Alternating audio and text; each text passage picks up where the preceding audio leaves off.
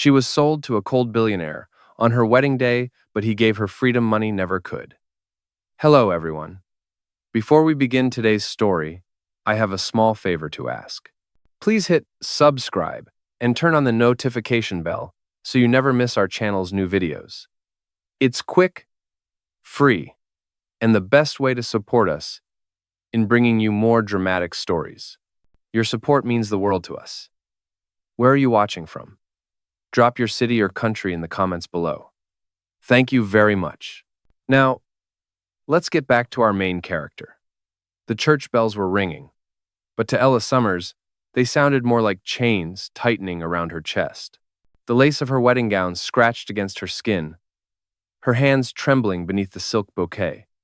She could hear the guests whispering, not out of joy, but curiosity. Everyone knew this wasn't love, it was a transaction. Her father's company was drowning in debt, and the only way to save it was to sell his daughter's future to a man whose heart was rumored to be colder than marble. Adrian Kane. The name itself carried a chill. Billionaire investor, widower, and the kind of man whose empire was built on silence, precision, and fear. As Ella stood at the altar, she could feel his gaze on her sharp, unreadable, like he was assessing a business deal, not a bride. Do you, Ella Summers, take this man to be your lawfully wedded husband? The priest's voice echoed through the golden hall.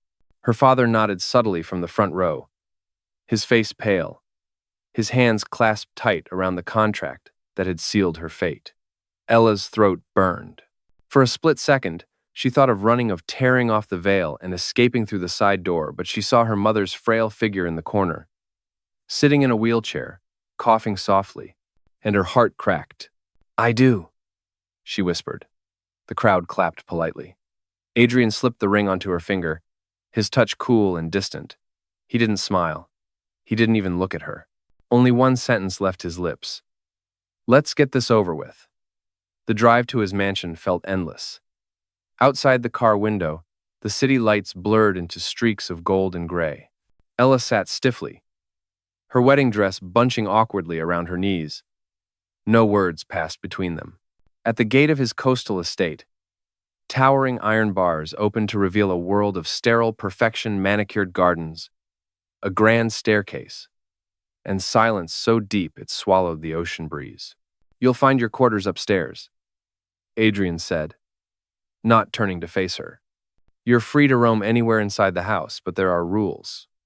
He handed her a document, neatly folded, signed at the bottom in his sharp handwriting. Clause 1. No interviews, no public appearances without his consent. Clause 2. No contact with her family. Clause 3. No emotional involvement. Ella's fingers tightened around the paper. "Is this marriage or imprisonment?" she asked, her voice trembling. Adrian finally looked at her. "It's survival," he said flatly, "for both of us." Then he turned away, disappearing into the shadows of the marble hallway. That night, Ella stood by the window of her new room, staring at the moonlight spilling over the waves.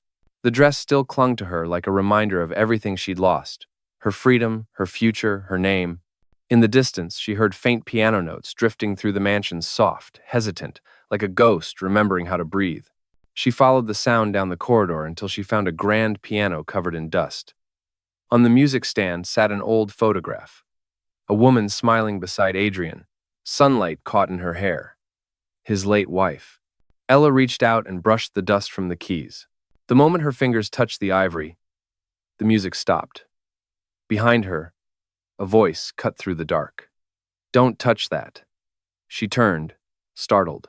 Adrian stood there, his expression unreadable, but his eyes for the first time looked alive, wounded. "It's not just a piano," he said quietly. "It's the only thing left of her." For a heartbeat, their eyes met two strangers bound by loss and obligation. She stepped back, whispering, "I'm sorry." He said nothing, only walked past her, closing the lid gently, as if sealing a memory. And for the first time that night, Ella realized the truth. Maybe this man wasn't cold. Maybe he was just frozen, waiting for someone to remind him what warmth felt like. The next morning, sunlight slipped through the tall glass windows of Adrian's mansion, turning the marble floor into a sheet of gold. Ella woke to the quiet hum of the sea, disoriented for a moment, before the memory of the previous day came crashing back: the vows, the contract, the cold look in her husband's eyes. She sat on the edge of the bed, still in the silk nightgown, laid out for her by the housekeeper, feeling like a guest in a life that was not hers.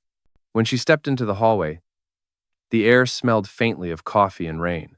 The staff moved silently, their expressions polite but distant, like everyone had been instructed not to speak, unless spoken to. In the dining room, Adrian was already there, reading something on his tablet, a cup of black coffee, untouched beside him. The morning light caught the sharp lines of his jaw, but his eyes stayed glued to the screen. "Good morning," Ella said softly, trying to sound composed. "Sit," he replied, not looking up. The table between them could have been a mile long. She took the seat opposite him, her fingers fidgeting in her lap. "If you are planning to stay here," he said finally, setting down the tablet, "you will follow certain routines. Meals are served at 8, lunch at 1, dinner at 7. You are free to use the library or the gardens, but do not go into my private office." His tone was flat, professional, like he was briefing a new employee.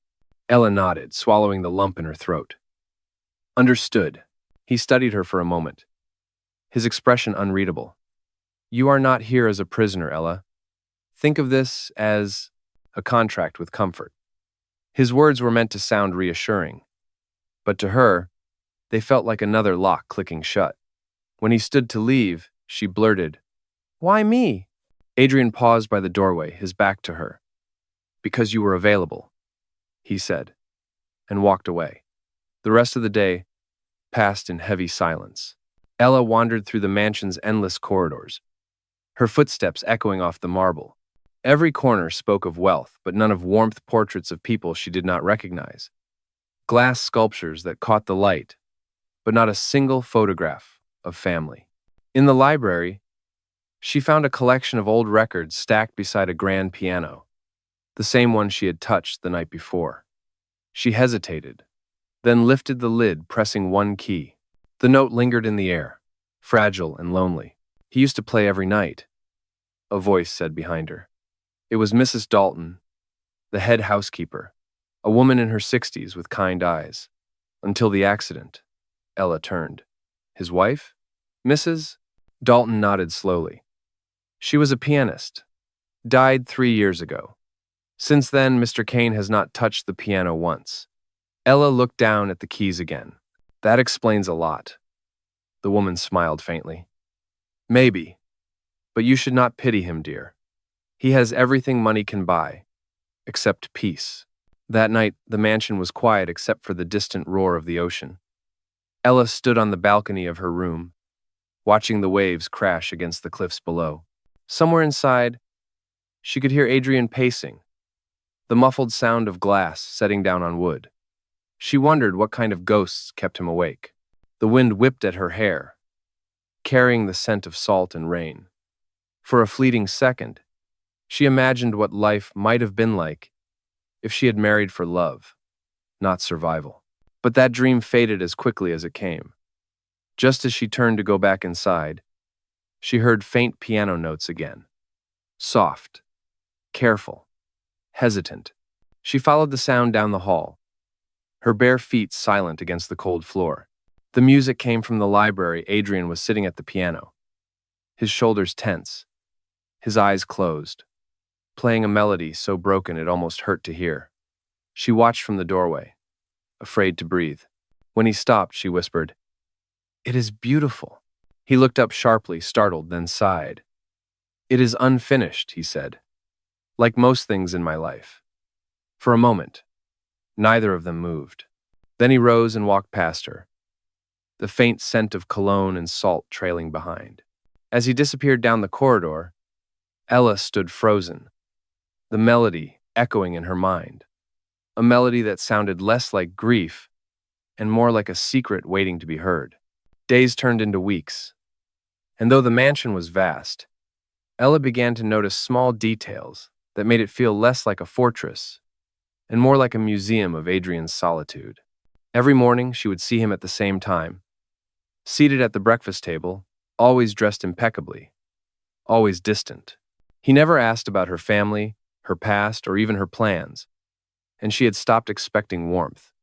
Yet, something, in the quiet moments between them, began to shift. One afternoon, a storm rolled over the coast, darkening the skies. Thunder rattled the windows, and rain streaked down the glass like tears. The staff had left early, and the mansion felt heavier than usual. Ella wandered into the library, with a book she had found on the shelf, an old novel, with pages yellowed by time. As she read, she heard footsteps behind her. "You are not afraid of storms," Adrian said, his voice low. She turned to see him leaning against the doorway, a faint shadow under his eyes. "Should I be?" she asked. "Most people are," he replied, walking in slowly. "They fear what they cannot control." Ella smiled softly. Maybe storms are reminders that not everything can be bought or predicted. For the first time, a small flicker of amusement crossed his face, almost invisible, but enough to make her heart skip. He stepped closer to the piano, brushing his fingers across the closed lid. "You touched it again last night," he said. Not accusingly, but almost curiously. "I heard it." Ella hesitated. "I am sorry. It helps me think." Adrian studied her for a moment before lifting the lid himself. Then, "Play," he said. She blinked, uncertain. "I am not good at it." "Neither am I," he murmured, sitting on the opposite side of the bench. Their hands were inches apart on the keys. The air between them seemed to hum with something unspoken. She pressed one note. He followed with another. Slowly, awkwardly, a melody formed, uneven, but alive. For the first time, the mansion did not feel cold. When the final note faded, Adrian exhaled, almost like he had been holding his breath for years. "You have a way of turning noise into something bearable," he said quietly. "It is just music," she replied, but her voice trembled slightly. He looked at her then, really looked at her, as if trying to understand how someone so gentle could survive a world so cruel. Before either could say more, the thunder cracked again, and the power went out. The room plunged into darkness. Ella gasped softly, and instinctively, Adrian reached out, his hand brushing her wrist. "Stay still," he said, his tone protective now, not commanding. "The backup generator will start soon." For a few seconds, they stood in silence, the rain pounding against the windows, the sound of the ocean roaring beyond the cliffs. When the lights flickered back to life, he let go, clearing his throat. "Dinner will be delayed," he said stiffly, as though nothing had happened. She smiled faintly. "I am fine, Adrian." The sound of her using his first name seemed to catch him off guard. He gave a small nod and left without another word. Later that evening, Ella found herself unable to sleep. The storm had passed, but something inside her was restless. She walked downstairs to make tea and found a small notebook lying open on the counter. It was filled with sketches, landscapes, waves, and faint outlines of a woman's face. It was Adrian's handwriting on the corner of each page. "Do not touch that," his voice said behind her. She turned quickly, startled. He was standing by the doorway, sleeves rolled up, eyes unreadable. "You draw," she said softly. "Not anymore," he replied. "It used to help me think, the way the piano helps you." She closed the notebook gently. "You are not as cold as you pretend to be." His jaw tightened. "And you are not as fragile as you look." The silence that followed was heavy, but not hostile. For the first time, Adrian did not walk away. Instead, he reached past her, took the kettle from the stove, and poured 2 cups of tea. He handed her one, their fingers brushing for just a second. "Do not thank me," he said. "It is just tea." But as he left, Ella smiled to herself. knowing it was something more, a quiet crack in the wall he had built around his heart. And though she did not understand it yet, that night was the first time the mansion felt a little less lonely for both of them. The following days unfolded like slow ripples on quiet water.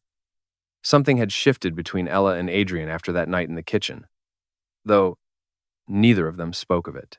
The distance was still there, but it no longer felt hostile. He still kept to his study during the day, but in the evenings, she would find him lingering longer at the dinner table, asking simple things like, "Did you read anything interesting today?" Or, "How is the garden?" Small questions, yet they felt like bridges in a place that had known only silence. One morning, Mrs. Dalton approached Ella while she was watering the ivy on the terrace. "There is a charity gala next week," the housekeeper said. "Mr. Kane has been invited as the keynote donor. He will need you to attend." Ella froze, the watering can tilting slightly in her hand. "Me? Why would I go?" "You are his wife," Mrs. Dalton said gently, "at least in public." That reminder stung more than she expected. The night of the gala came faster than she was ready for. The mansion's staff moved like clockwork. Stylists arrived, a tailor adjusted her gown, and a makeup artist brushed color onto her cheeks until she barely recognized herself. When she saw her reflection, she almost laughed.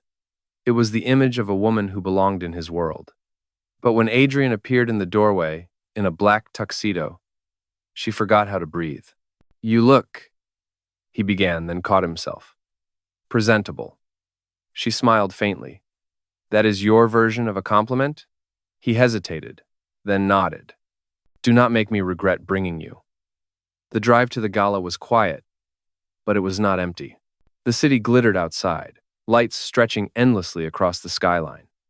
For once, Adrian seemed lost in thought, not business.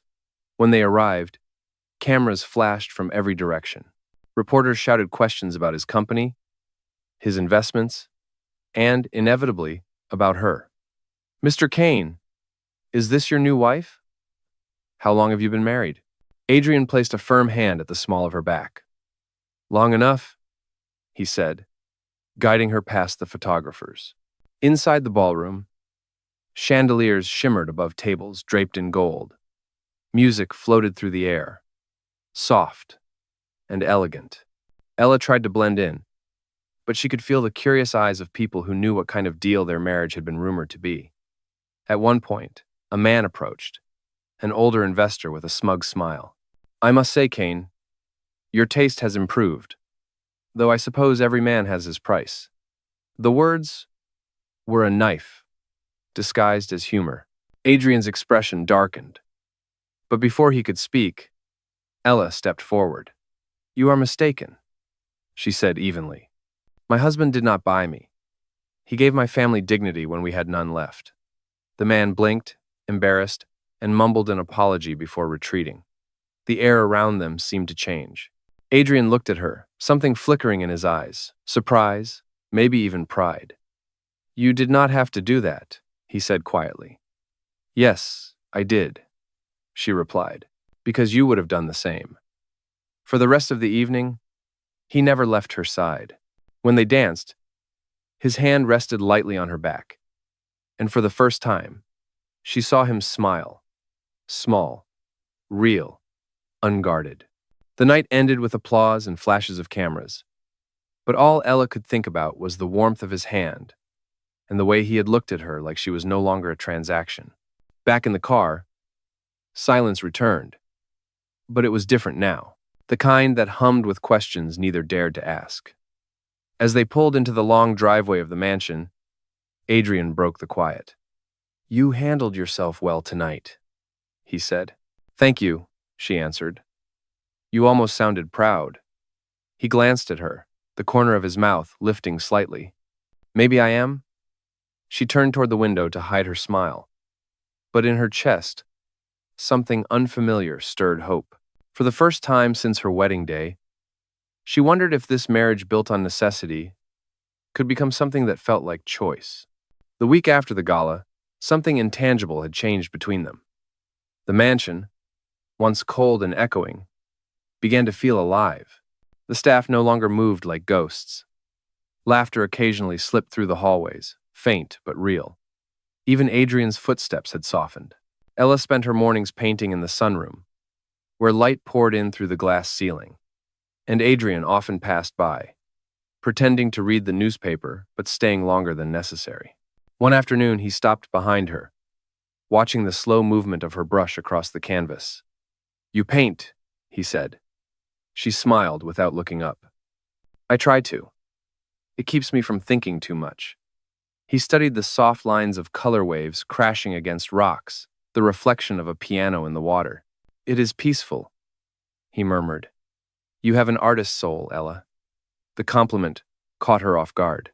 She looked at him, searching his expression, but his gaze had already shifted to the sea outside. "Do you ever miss it?" she asked. "What?" "Feeling something without control." Adrian's jaw tightened. "Control is all that has ever kept me standing." Ella nodded quietly, realizing there were walls around him no one could see. That evening, they dined together by the fireplace. The storm outside returned, drumming softly against the windows, but the warmth between them grew undeniable. Adrian poured her a glass of wine and sat across from her, watching the flames dance in her eyes. "I should thank you for the gala," he said. "You turned a public humiliation into respect." "You are welcome," she replied with a small smile. "Though I did not do it for you. I did it because I was tired of being seen as something I am not." "And what are you?" he asked quietly. She held his gaze. "Someone who will not let circumstance define her." He looked at her for a long time before nodding slowly. "I believe you." The sound of thunder echoed again, and the lights flickered. Without thinking, Adrian reached across the table, covering her hand with his. It was a simple gesture, but it carried a weight that words could not hold. For a moment, neither of them spoke. Then he pulled his hand back and cleared his throat. "I will be traveling to the city tomorrow. There is a board meeting I cannot avoid. You should come with me." "Me?" she asked, startled. "It will be a long day. But there is an art exhibit in the same building. I thought you might enjoy it." "Are you asking or ordering?" she teased lightly. He almost smiled. "I am suggesting." The next morning, the city pulsed with life. For the first time since her wedding, Ella stepped into the world beside him not as a burden but as his equal. Cameras flashed again when they entered the building, but Adrian's hand found hers with quiet confidence. Inside the exhibit, she drifted toward a painting that caught her breath. A portrait of a woman sitting by a piano, her eyes filled with both sorrow and light. "She looks familiar," Ella whispered. "It is my late wife," Adrian said softly. "She painted that years ago." Ella turned to him, surprised by the tenderness in his voice. "She was talented. She was my balance," he said. "And when she died, I lost more than love. I lost who I was." He paused, his eyes dark with memory. "Until you walked into my life, I did not realize I was still capable of caring." The confession hung between them, fragile and raw. Ella's heart pounded, unsure if she should speak, but he looked away before she could. "Do not read too much into it," he said. "Old ghosts have long shadows." Yet that night, back at the mansion, Adrian did not retreat to his office. Instead, he stood at the doorway of her studio, watching her paint under the soft glow of the lamp. "Do you ever finish your paintings?" he asked. "Not really," she replied. "Some things are better left unfinished. They remind you that life keeps moving." He nodded slowly, stepping closer. "Then, maybe we are both unfinished." She looked up, their eyes meeting in the quiet. And for the first time, neither of them tried to hide what they felt, the quiet pull of two broken souls finding warmth in each other's company. Days passed, and the fragile understanding between Ella and Adrian deepened quietly, like sunlight slipping through closed curtains. They no longer needed words to fill the silence. It was enough to share morning coffee, to walk through the gardens at dusk, to find each other's presence comforting in ways neither of them dared to name. Yet beneath that calm surface, Something unspoken lingered fear. For Adrian, fear of feeling too much again. For Ella, fear that what she felt was one-sided. One evening, Adrian returned from the city later than usual. The sound of the front doors closing echoed through the house, followed by his footsteps, steady but heavy. Ella looked up from her painting when he entered the sunroom. His tie was loosened, his eyes darker than usual. "Long day?" she asked gently. "The board is restless," he replied. "They want me to take on a merger I do not believe in. Money has become their god." She tilted her head slightly. "And what about you? What do you believe in?" He hesitated, then looked at her. "I am starting to remember what matters more than power." She smiled faintly, but before she could speak, a knock interrupted them. "Mrs." Dalton appeared with a concerned look. "Mr. Kane, there is a reporter outside. He says he will not leave without a comment." Adrian frowned. "What reporter?" "From the Business Chronicle.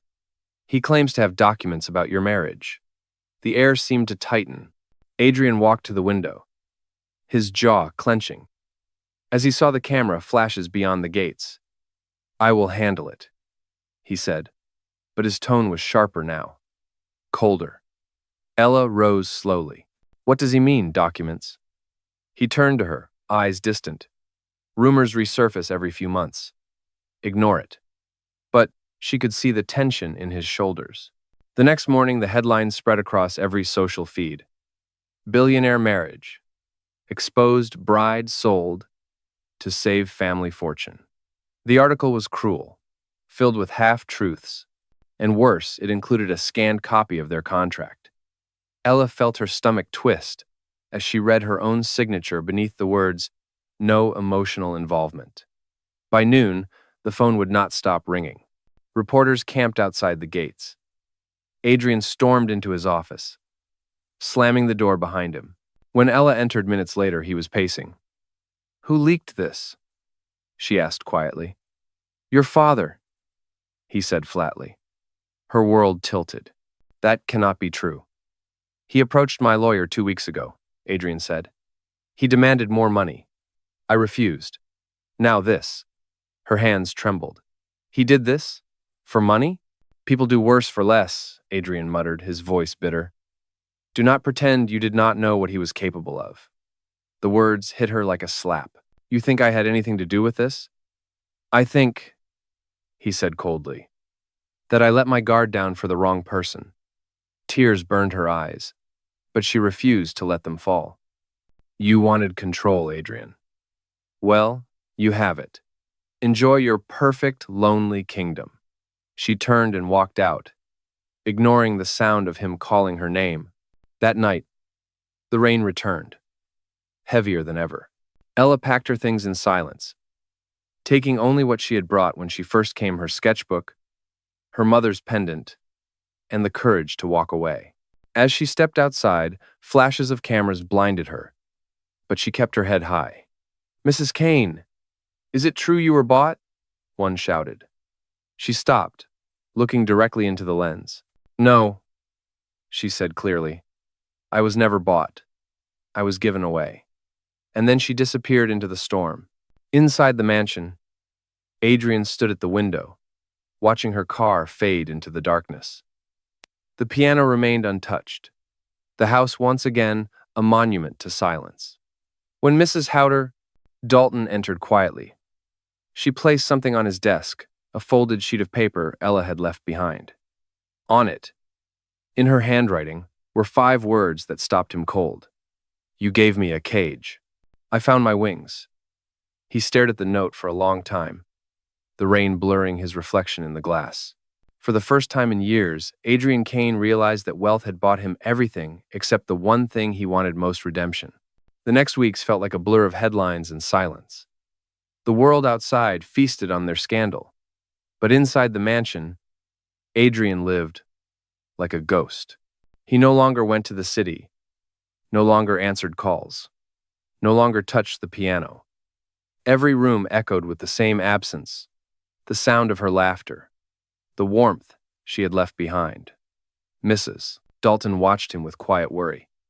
"You should go after her," she said one morning, placing a cup of coffee on his desk. "She deserves more than to be remembered as a rumor." Adrian did not answer. His gaze lingered on the folded note Ella had left, now creased from being opened and read too many times. "You gave me a cage. I found my wings." Her words haunted him. That night, he went to the library, the one place that still held her presence. Her paintings were still stacked in the corner unfinished, like the two of them. He picked one up, a half-done portrait of the sea at dawn, soft strokes of gold and blue blending into each other. At the bottom, she had signed her name beside a small line that read "Freedom." The next morning, Adrian called his lawyer. "I want the truth about the leak," he said. All of it. What he discovered hit harder than he expected. Her father had indeed sold the story, forging parts of the contract to make Ella look complicit. Adrian had let anger blind him. By the time he found out, it was too late. Ella had vanished. Days turned into a month before a clue finally surfaced. One of the foundation partners mentioned a woman teaching art classes at a community center in a small coastal town 2 hours away. "She goes by Ella Summers," the man said. "She runs free workshops for kids who cannot afford lessons. Says she is building something called the Art of Freedom." Adrian drove there that same day. The town was quiet, its streets lined with small cafes and weathered brick shops. When he arrived at the community center, he saw her through the open window, surrounded by students, their laughter filling the air. Her hair was tied loosely, a streak of paint on her cheek, her smile softer than he remembered. For a long moment, he stood outside, afraid to step in. Finally, one of the kids noticed him. "Miss Ella, someone's here for you." She turned and froze. The paintbrush slipped from her hand, landing softly on the floor. "Adrian," she whispered. He took a hesitant step forward. "You look different." "Free?" she asked quietly. He nodded. "Yes, free." The room fell silent as the children watched. "I should not have come during your class," he said, his voice low. "But I needed to see you. I needed to say I was wrong." She folded her arms, cautious. "You believed the worst about me. You said things I cannot forget." "I know," he said, "and I do not expect forgiveness. But I found proof it was your father. You were never part of it." She looked away, her throat tight. "So now that you know, what do you want, Adrian? Redemption? Closure?" "No," he said simply. "I want to give you what I promised, but failed to deliver your freedom." He handed her a folder. Inside were documents dissolving their marriage contract and transferring half of his charity foundation in her name. "You are giving this to me?" she asked, stunned. "I am giving it back to you," he said. "You earned it long before you met me." She stared at the papers, her voice trembling. "You could have sent this through your lawyer." "I know," he said. "But I needed to look you in the eyes when I told you that losing you was the price I paid for my arrogance." For a long time, neither spoke. Sade. Then she stepped closer, her tones softening. "I do not need your money, Adrian. I never did. I just needed to know you saw me as more than a deal." He met her gaze. "I do now." A small, sad smile touched her lips. "Then maybe that is enough." When he left the center that evening, the sunset burned orange over the sea. And for the first time in years, Adrian Kane felt something he could not name, peace mixed with regret. Behind him, Ella watched from the window, one hand resting over her heart, whispering words he could not hear. But in that silence, they both knew that love, when freed from its cage, had its own way of finding home. A year later, the waves crashed softly against the cliffs where everything had once begun. The Kane estate no longer stood as a symbol of isolation. It had become a sanctuary of art and kindness. The grand hall that once echoed with silence now displayed paintings, laughter, and the gentle hum of life. The foundation they had built together, the Art of Freedom, had expanded beyond the city, funding art programs for underprivileged communities across the country. And at the center of it all was Ella, her presence radiant, steady and free. That morning, she stood in the same sunroom where she once painted alone, her hands dusted with color, her eyes tracing the horizon. Behind her, familiar footsteps approached, and she turned with a knowing smile. Adrian stood in the doorway, dressed casually for once, holding 2 mugs of coffee. His hair was slightly messy, his expression softer than it had ever been. "You are working early," he said, handing her the mug. "The sunrise was too beautiful to waste," she replied. He looked out toward the sea, nodding. "It feels different now, because it is not just yours anymore," she teased. He smiled, then wrapped an arm gently around her shoulders. "No," he said, "it is ours." They stood together in comfortable silence, watching the light spill across the water. For a man who had once believed emotion was weakness, Adrian now found strength in the quiet simplicity of shared mornings like this. "Do you ever regret it?" she asked suddenly. "The contract? The mistakes?" He shook his head. "If it had not happened, I would never have met the woman who taught me that love is not something you buy or sign. It is something you earn every single day." She laughed softly. "You sound like a poet." "You make it easy," he said. Later that day, the foundation hosted a small exhibition on the lawn, overlooking the ocean. Guests wandered between displays of children's paintings, and the air was filled with the sound of live music and sea breeze. Ella moved among them with natural grace, greeting volunteers, answering questions, pausing to tie the ribbon on a child's canvas. Adrian watched her from a distance, realizing that the woman he once saw as a contract had become the heartbeat of everything he valued. When the event ended, and the crowd began to leave, he led her to a quiet spot near the piano that now stood permanently in the garden under a glass canopy. Its wood gleamed in the fading sunlight, and on top rested a small plaque engraved with her name. "You kept it," she said, surprised. "I rebuilt it," he corrected. "For you." She ran her fingers gently across the keys, smiling. "It is beautiful." "It was unfinished," he said, "until you came back." Then, without hesitation, he reached into his pocket and pulled out a small velvet box. Her breath caught. "Adrian, no contracts this time," he said softly. "No conditions, no signatures, no debts, just a promise." He opened the box to reveal a simple silver ring. "I have already had everything money could give me, Ella, but you gave me something it never could: peace, purpose, love. So I am asking you, not as the man who once owned this house, but as the man who now belongs to you. Will you marry me again? Freely this time?" Tears filled her eyes, but her smile was bright and sure. "Yes," she whispered. "Freely?" He slipped the ring onto her finger, and when their hands intertwined, the light around them seemed to shift, the kind of light that only comes when pain finally meets peace. As the waves rolled below and the wind carried the sound of distant laughter, the piano began to play, its melody soft and full, just as it had been the first night they met. And in that moment, the story that began with a deal ended not with a contract, but with a choice to love, to forgive, and to live without walls. Because in the end, she was never sold. She was found. And the freedom they gave each other was worth more than any fortune could ever buy.